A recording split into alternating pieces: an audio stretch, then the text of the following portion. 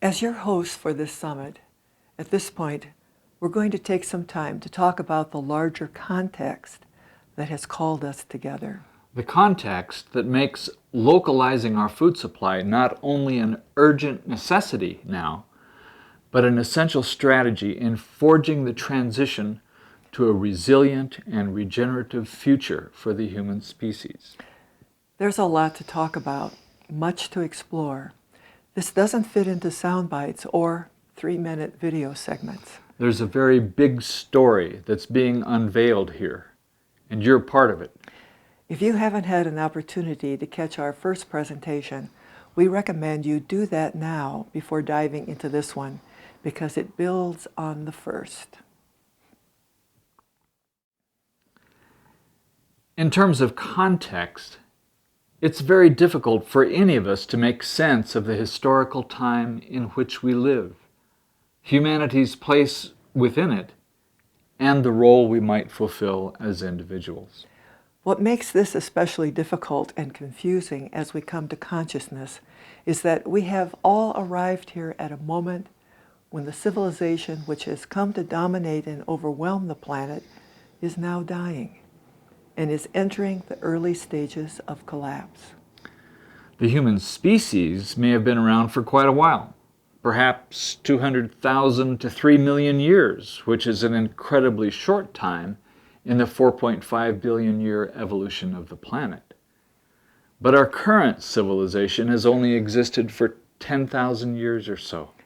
Our civilization began with the advent of a particular form of agriculture, which author and elder brother Daniel Quinn calls totalitarian agriculture. And this approach to food and farming has been at the heart of the development of our entire global industrial civilization. Totalitarian agriculture follows the practice of subordinating and displacing virtually all forms of life in the land surrounding villages, towns, and cities for the purpose of producing food, including animals, to feed growing human populations. This approach is fundamentally invasive, extractive, and exploitive, and makes it possible for more people to live in an area than the land can sustainably support. Which leads to rapid population growth and the proliferation of cities, and creates the dynamics that inevitably lead to periodic famine. As we have seen through history, including our own time, this form of agriculture depends on great violence and cruelty to advance its aims. Of course, it is also profoundly unsustainable. But it provides fertile ground for those who seek power and wealth. In fact, it is the very foundation of our global economy. Over time, the process of increasing urbanization of the human population and the destruction of natural habitats to produce food for humans and the struggle for control over such systems has greatly expanded. And this has led to industrialized food production on a global scale. Along the way, food has become commoditized and trivialized and desacralized. And the civilization that totalitarian agriculture made possible has dominated the planet, taking humanity deep into population overshoot. Today, the global industrial food system, which includes the entire cycle of production, manufacturing, marketing, and distribution of food for humans, has become the largest and most destructive industry in the world, contributing more than half of all global greenhouse gas emissions, destroying ecosystems, depleting soil and freshwater reserves, and unleashing massive chemical pollution into our atmosphere and into our waters and our bodies. This is the first elephant in the room we spoke of in our first presentation in this summit. The other 95% of our food supply controlled by the unholy alliance. In fact, when we add it all up, the global industrial food system is now the single largest contributor to an evolutionary bottleneck, where we're causing a whole new mass extinction of species. We're losing an estimated 100 to 200 species a day now, and humanity itself is definitely on the endangered list. In this way, humanity's devastating impact has grown to a planetary scale, actually creating a new geologic age, increasingly referred to as the Anthropocene.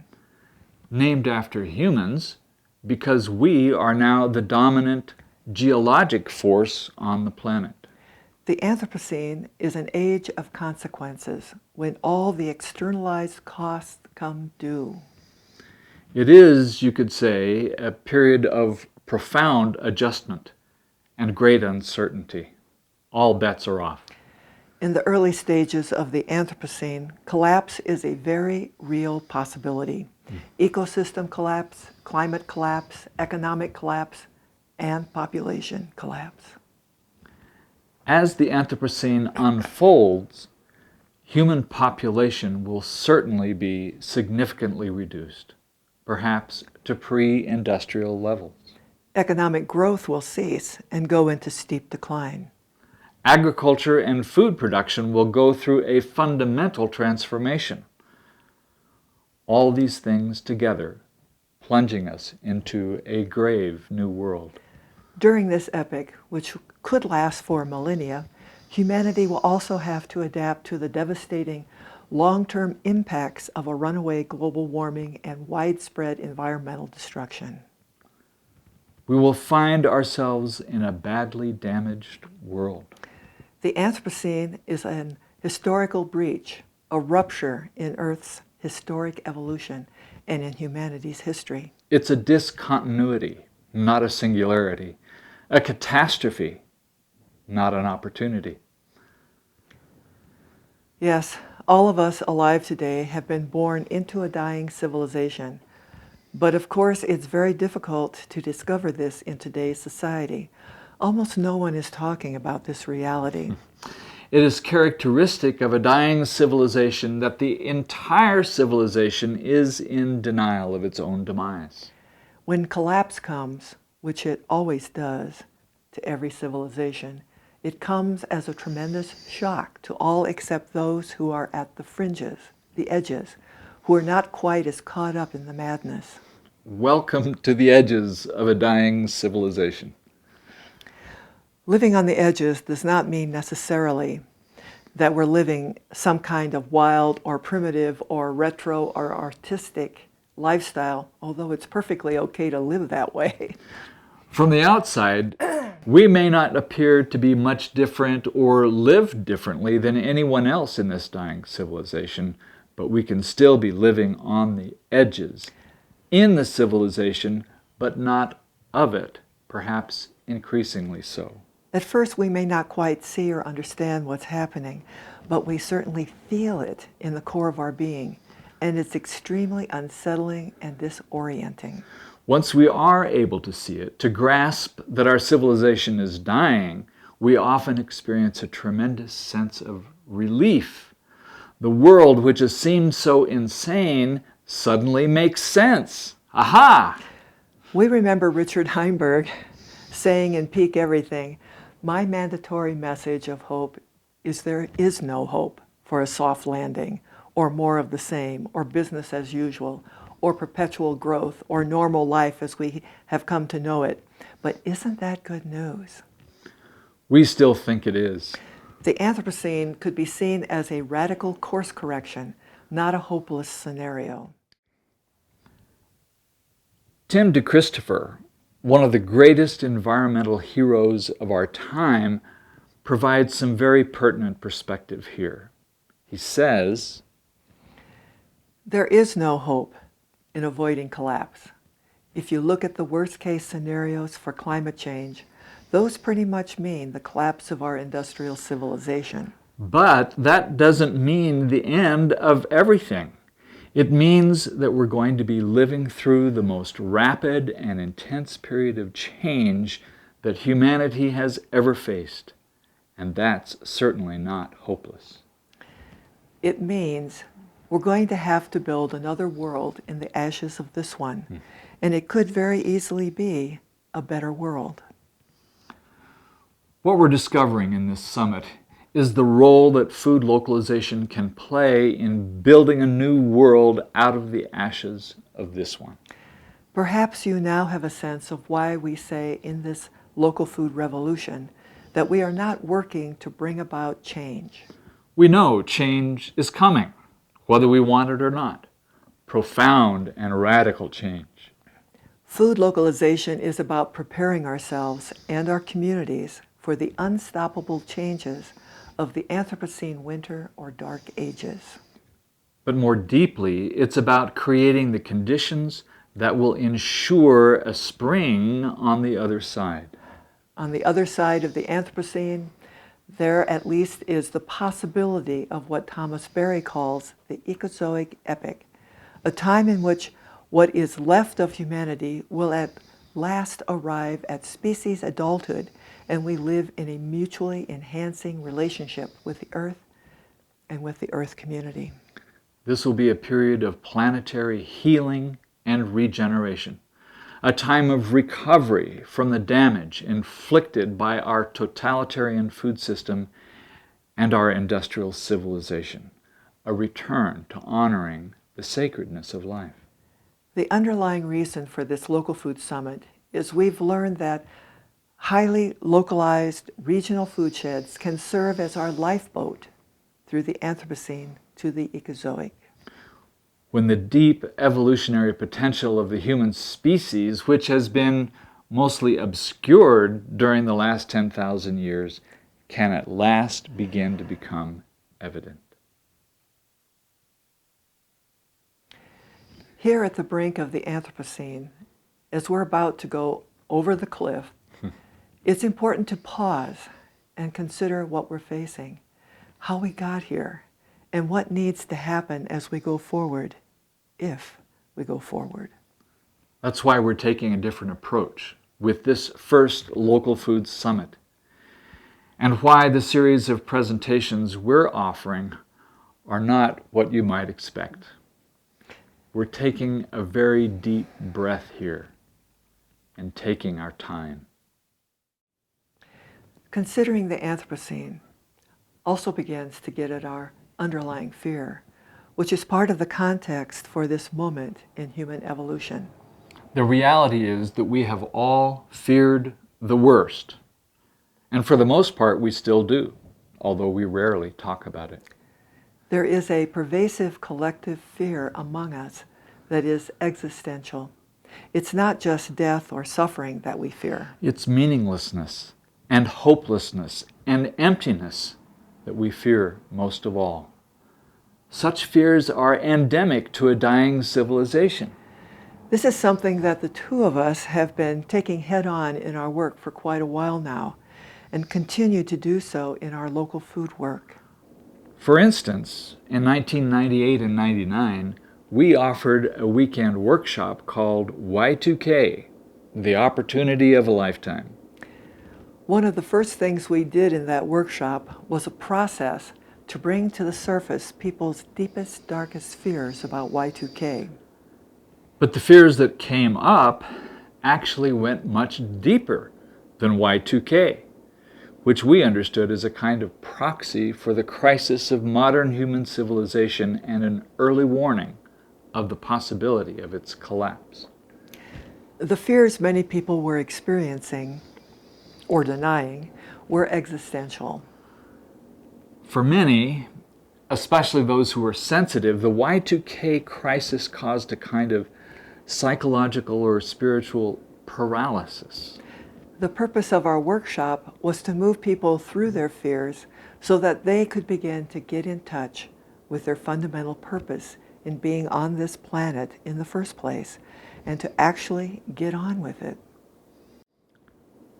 Perhaps a side note about Y2K is in order. This might seem like a diversion, but it's oddly relevant. We published a book in 1999, an anthology of essays called Just in Case, Dispatches from the Front Lines of the Y2K Crisis. At that time, we were very involved in a large and diverse group of people in Tucson, Arizona, who were meeting weekly to sort out how we might prepare for the unpredictable and possibly disastrous consequences of the Y2K bug. Few people today understand the realities of the Y2K crisis, precipitated by the discovery that a deeply embedded programming shortcut in legacy computer systems could not handle a 4-digit representation of years.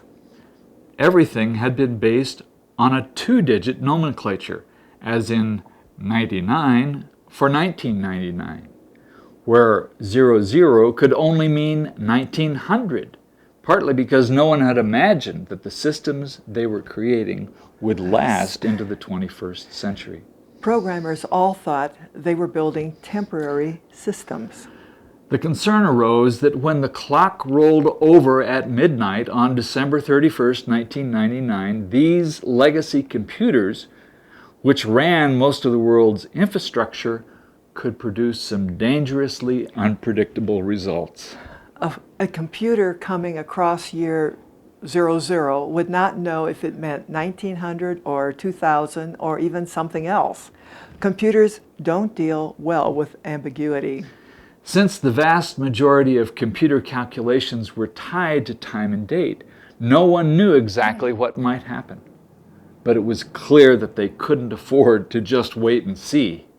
The most worrisome possibility, many experts said, was cascading system breakdown around the world, which would mean essentially the instant collapse of industrial civilization. That was something to contemplate, and certainly cause for fear in many circles. It took a long time for this realization to sink in, even though some computer scientists had been warning about this for decades. But by the time it became clear that this was going to be a serious problem, perhaps a disaster, it was almost too late to act. That's a human pattern that gets repeated all too often. We've certainly seen this with global warming.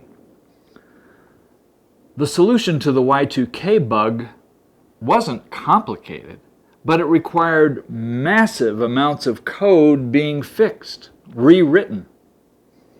We personally knew programmers working for major corporations who were each spending tens of millions or even hundreds of millions of dollars on Y2K remediation, and those programmers were working around the clock, terrified they might not get the job done in time.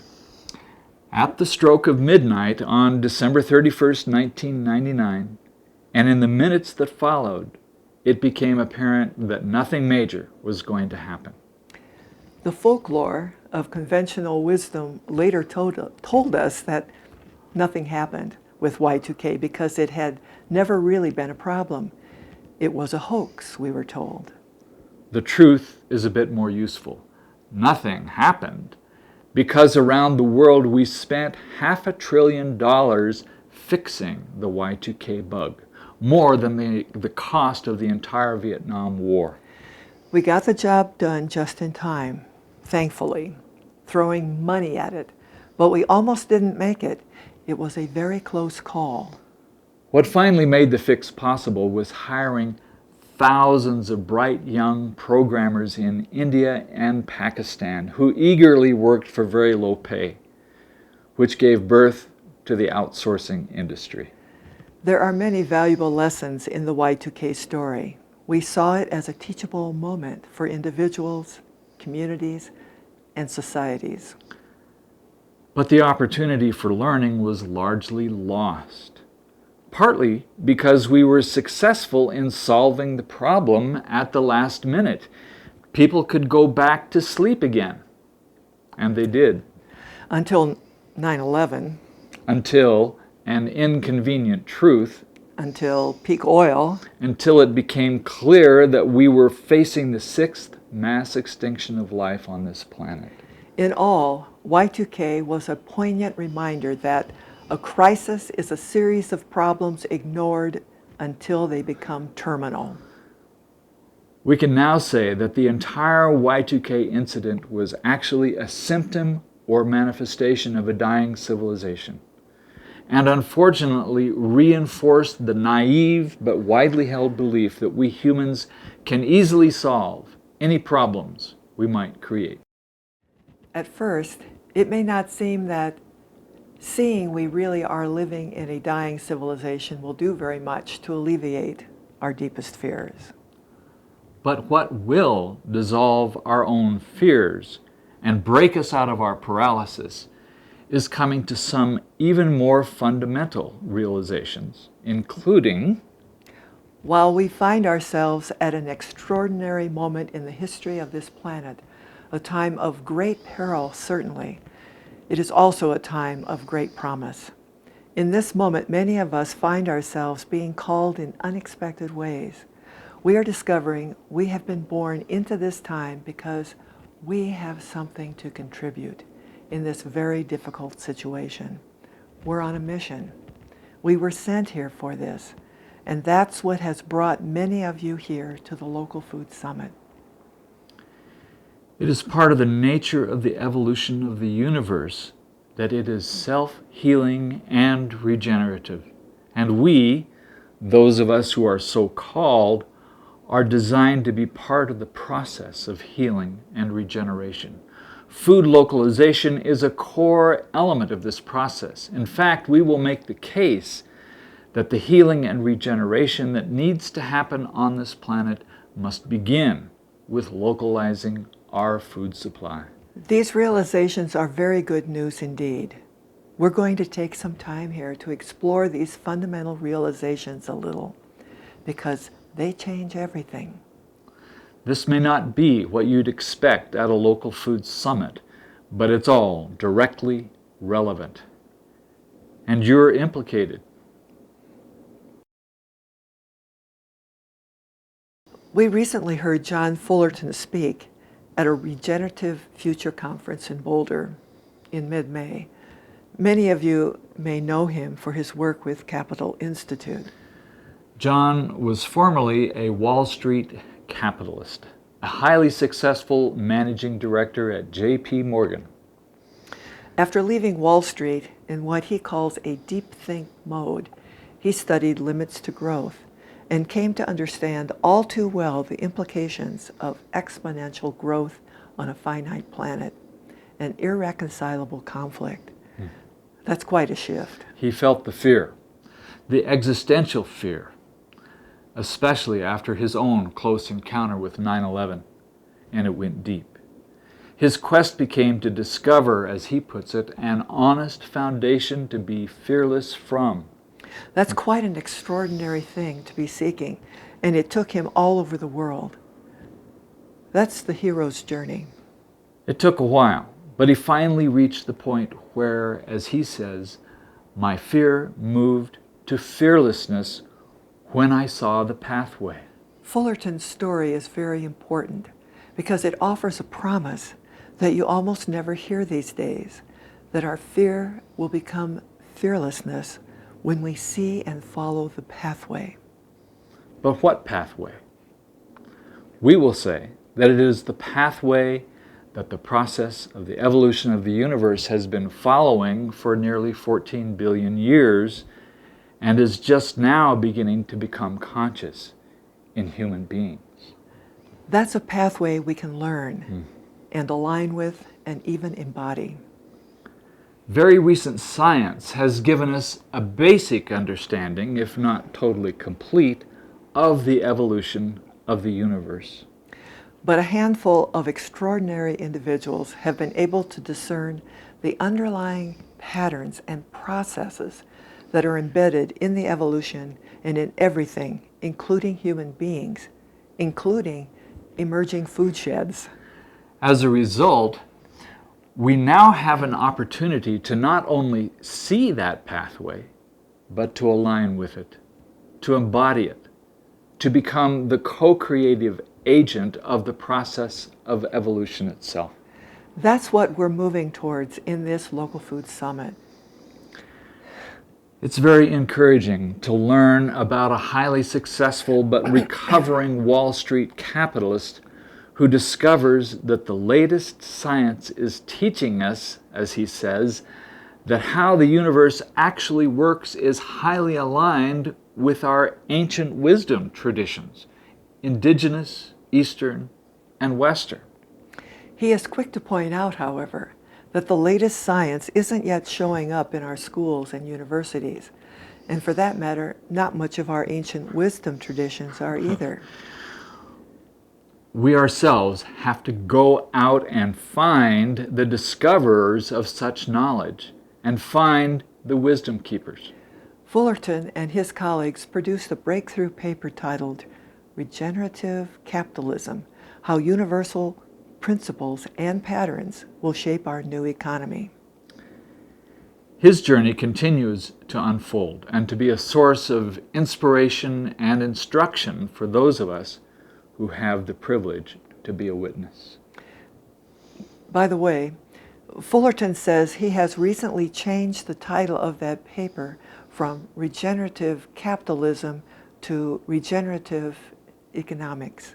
It goes way beyond any ism. But he's just one of many who are having a similar experience of awakening to their purpose and mission in this challenging time in human evolution.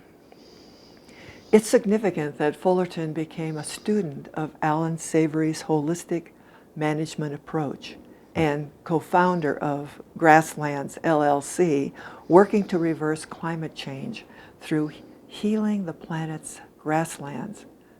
Not a small project. He took this on because he came to the understanding that, as he says, every civilization that's collapsed in the past has collapsed because of an agricultural disaster. He saw that healing the land must be the central principle of the new economy.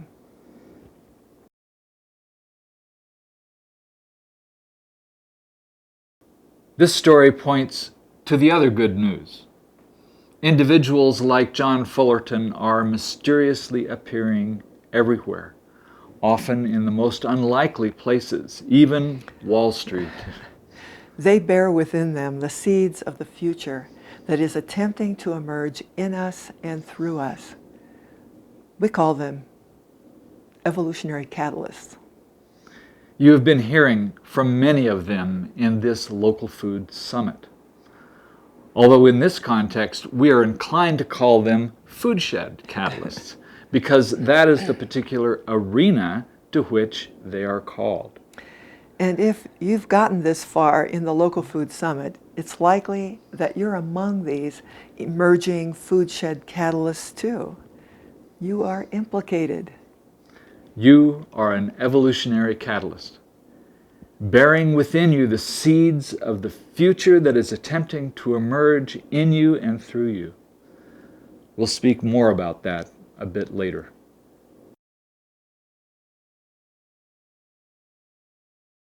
There are a couple of other things we should get squarely on the table at this point in the summit, which will help move us towards fearlessness and free us up for the work at hand.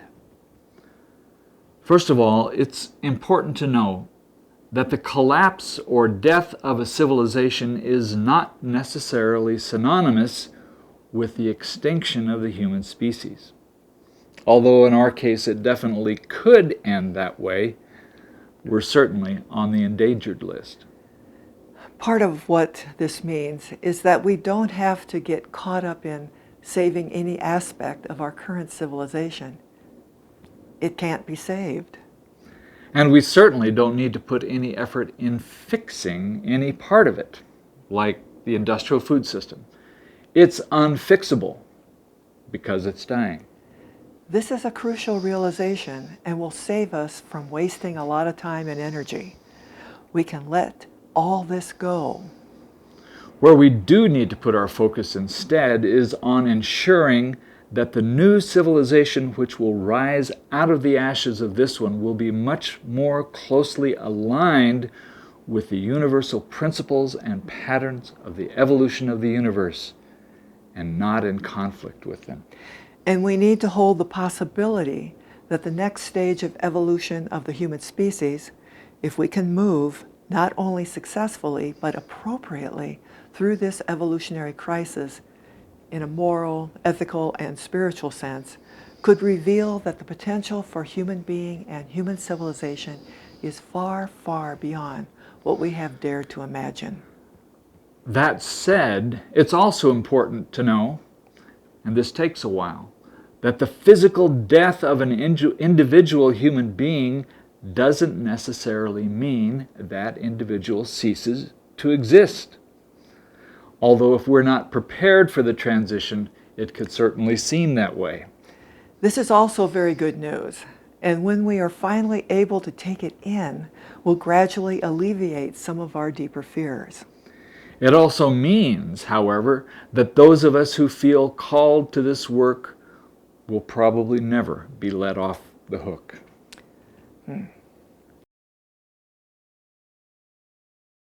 But how could it be possible to catalyze a local food revolution at a time of increasing uncertainty, conflict, and chaos? A few years ago, we began studying the history of revolutions, especially the American Revolution and the role that Thomas Paine had played in it. And we'd like to share part of what we discovered. The essence of the story is that back in 1775, things were getting very difficult here in the American colonies. The oppression by the British Empire was becoming unbearable, and there was great tension and increasing violence. Nevertheless, almost no one was speaking of independence. It was not considered to be a viable option. Almost all the negotiation and debate, especially in the colonial Congress, was focused on somehow achieving reconciliation with the British Crown. The king, it turned out, was not at all interested in reconciliation. He wanted control, even by force, and of course, more taxation. Meanwhile, Thomas Paine was a little-known writer with a Quaker background, quietly editing a small publication in Philadelphia called Pennsylvania Magazine. But in January of 1776, in the cold of winter, Paine published an essay in the form of a 46-page pamphlet called Common Sense, which called for a revolution, a complete break with Britain that would lead to independence. Thomas Paine said what needed to be said, shockingly, and it ignited an unstoppable revolution. But first, it ignited a conversation, an explosive conversation.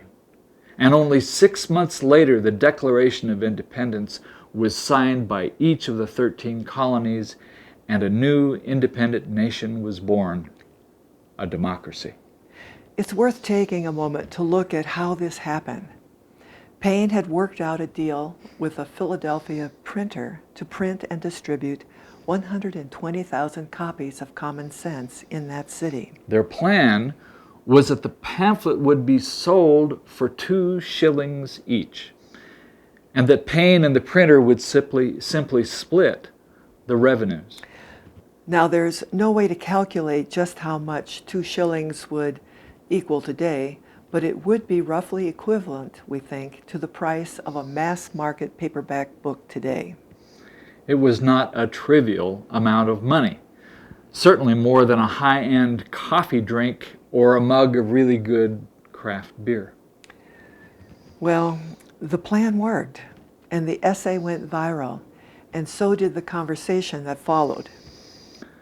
Over the next few months, more than 500,000 copies were printed and sold throughout the 13 colonies. A runaway bestseller by any standard. Any book today selling even 100,000 copies would be on the New York Times bestseller list, so Common Sense was quite an achievement. This helps to explain why Paine was later able to donate large sums of money to help support the colonial army. In fact, all of his profits from the sale of Common Sense. Paine struck a nerve with Common Sense because he was willing to say the obvious, that the dysfunctional relationship between the American colonies and the British Crown was fundamentally untenable, would never work, and had to be broken off. America had to become independent and stand on its own. Paine was able to show that the colonialists really had no other option. This ignited an explosive conversation among the 2.5 million people in the colonies. And where was that conversation taking place? In coffee houses and pubs, which were the vibrant centers of public discourse. In those days, pamphlets were the main carriers of ideas and memes, and then they came to pubs and coffee houses to discuss and debate, and sometimes decide. We suspect there was a lot of shouting once common sense hit the streets, and a lot of soul searching. But certainly not everyone in those days was literate, so people volunteered to read Common Sense to those who couldn't read for themselves. And General George Washington even ordered copies of Common Sense distributed and read to his struggling troops in the field in the dead of winter. This gave them great hope. So Common Sense galvanized a revolution and changed everything. A grassroots communication campaign can do that. But what could ignite a local food revolution today? Well, you actually hold part of the answer to that question. We share this story for several reasons, not least of which is that embedded in this local food summit, while it may not be obvious at first, is the potential for catalyzing a local food revolution. We have learned a great deal about how highly localized regional food sheds can emerge naturally as an evolutionary process of healing and regeneration, for which we can become catalysts, if we are so called. And we've learned how food shed catalysts themselves emerge and evolve over time, and what they need in order to be supported. As a first step, Michael wrote the book, The Local Food Revolution, specifically for them. For you, actually. The book had been haunting me for years. I even had a contract with a publisher and a small advance, but I begged for and was granted a delay in order for us to try to publish a magazine. And finally, a dear mentor pulled me aside and said, "Drop everything you're doing and just finish your damn book." So I did just that with Lynette Marie's editorial assistance. It was really in the process of writing that book that we allowed ourselves to focus on what we had been learning from our guides and discover how to apply it to the process of food localization.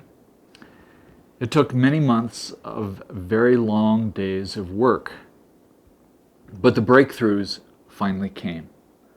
Words came too, although I can't say I wrote them.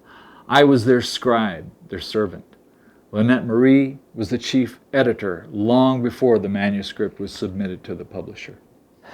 Yes, we broke the code, unlocked the key, discovered the essence of our work, which had been lurking inside us all along.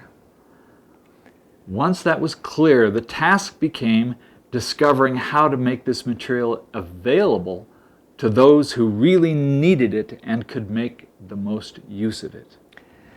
Finally, we've also discovered how a regenerative local food revolution can emerge and how we can be catalysts for that.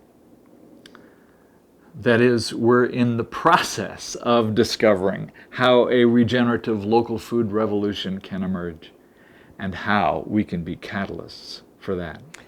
It just may turn out that this summit and others like it could wind up being the equivalent of the gatherings that happened in the brew pubs and coffee houses in early 1776, where people discussed and debated common sense, and in the process became revolutionaries. So much of this work is about connecting the dots and seeing and saying what is needed. For those of us who have been paying attention, we've been coming to realize that global warming is far worse than we had realized, and its impacts are arriving much sooner than almost anyone imagined. And we've been learning that this has also unleashed a mass extinction of species, the sixth in our planet's entire 4.5 billion year history. The last one was 65 million years ago, when the dinosaurs were wiped out. Of course, we've known that all this is human-caused this time, but we did not realize until very recently that the primary contributor to global warming is the industrial food system itself, the largest and most destructive industry in the world. In other words, the way we're feeding ourselves is not only killing us, literally destroying us, starting with our health, but it's rapidly undermining the very conditions necessary for life on this planet. So it's not how humans are living that is the primary cause of global warming and the mass extinction. It's not our lifestyles. Instead, the main culprit is a specific industry, one that has emerged since World War II, an unholy alliance of big ag, big food, and big pharma that together has been relentlessly pursuing profits and consolidation of power and wealth at overwhelming cost to the biosphere and to human beings, all under the guise of feeding the world. This has to be the most awful and best-kept secret in the world. In fact, I think it's probably accurate to say that hundreds of billions of marketing dollars have been spent in making sure this secret is kept under wraps. Have you ever wondered why so little of our diet in this country, and many others, is local food? Maybe 1 to 2%? Or why so little local food is available anywhere? It's simply because the unholy alliance has taken over our food supply. They now control almost all of it, to the point that local food almost doesn't exist anymore, going from nearly 100% down to 1 or 2% local in the last century. How did this happen? And how did we miss that this was happening right under our noses? Who will tell this story? Who will bring all this to public awareness? Who will be willing to name names? Perhaps it comes down to you to tell this story in your community. A cautionary note here. If this story were to be told widely, it could kindle a firestorm. This is a very incendiary realization to come to. If this is not handled carefully, it could cause a massive revolt, with people pouring into the streets in furious protest. There's already a great deal of anger in the land, and it could become suddenly very focused. We don't need a revolt. We need a regenerative revolution. A local food revolution, a radical acceleration and expansion of the effort to localize our food supply. A force for good that is coming from too many places to stop. But right now, all this is stirring deep underground. It's subterranean. These dynamics have not been well understood even in the local food movement. The result is that our communities have had no compelling reason to localize our food supply. They still don't. But for those of you who have been tuning in to these messages recently or reading our book, you now understand that localizing our food supply is the most important and most urgent need of our time. That building highly localized, resilient, regional food sheds will create lifeboats which can carry us through the dark and turbulent times ahead, the Anthropocene. Together, we know this in our hearts, and therefore we must act. With knowledge comes great responsibility. So what will ignite the local food revolution? Some have said to us that maybe what we need is a good crisis, but the crisis is already upon us. It's just that not many can see it yet.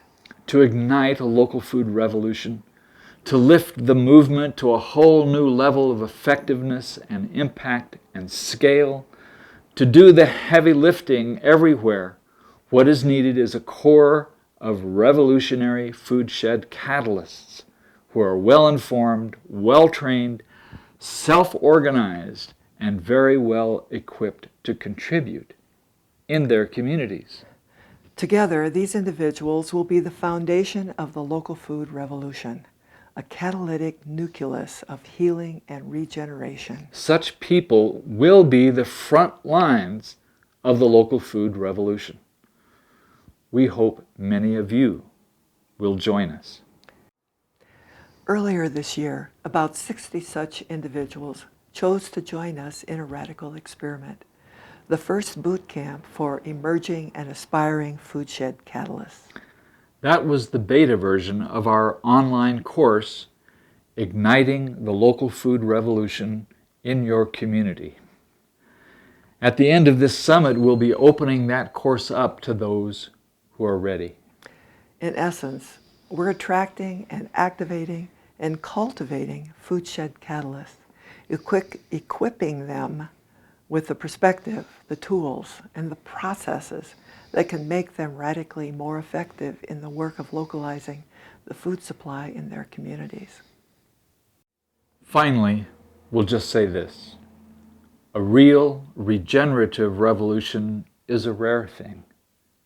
It asks something of us, and it will not be possible for any of us to remain neutral.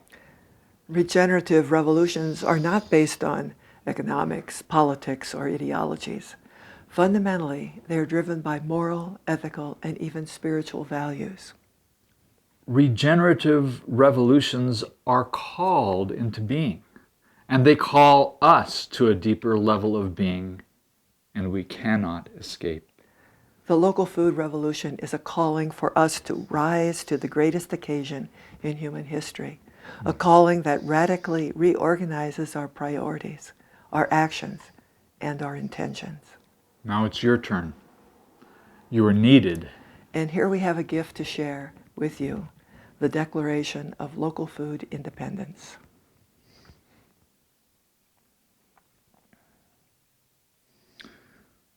We, the undersigned, declare our independence from the global industrial food system.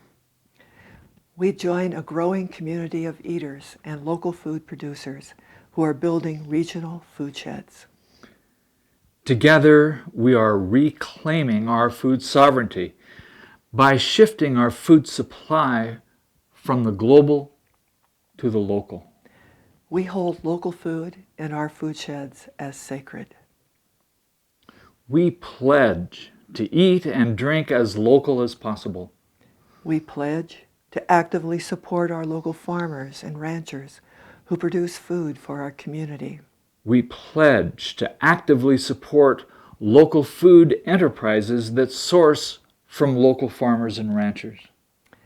We pledge to seek the appropriate role of animals in our agriculture and in our diets. We pledge to grow some of our own food more every year. We pledge to rebuild soil more every year. We pledge to grow our community more every year. To this local food revolution, we commit our lives, our health, our well-being, our financial and social resources, and our sacred honor. We will honor and nurture the sacredness of food and the sharing of food. We will honor and nurture our lands, our waters, and the living soils from which our food arises. We will honor and nurture the living ecosystem of plants, animals, and microorganisms that nourishes us. We will honor and celebrate the natural cycles and seasons of life. We will cherish, cultivate, and protect the conditions that make life possible and allow it to evolve. We will love our living, food sheds into sustainability and resilience. And we will do whatever we can to support our brothers and sisters everywhere who are reclaiming their food sovereignty and building their own regional food sheds. Together, we are the local food revolution. We'd like to encourage you all to read the Declaration of Local Food Independence aloud, to each other and together. Share it with as many people as possible. And for those of you who have registered for an all-access pass, giving you lifetime access to all of the content of the Local Food Summit, you'll be able to download a free copy of the Declaration of Local Food Independence, suitable for framing. But please sign it first and ask others to sign it. Near the end of this Local Food Summit, in our final presentation, we'll explore what we've discovered about the restorative, regenerative, healing evolutionary process that is beginning to unfold in the local food movement, and how we can all align with it and accelerate and expand its impact, effectiveness, and scale. It's the adventure of a lifetime. Meanwhile, thank you all for participating in the Local Food Summit and being part of the local food revolution.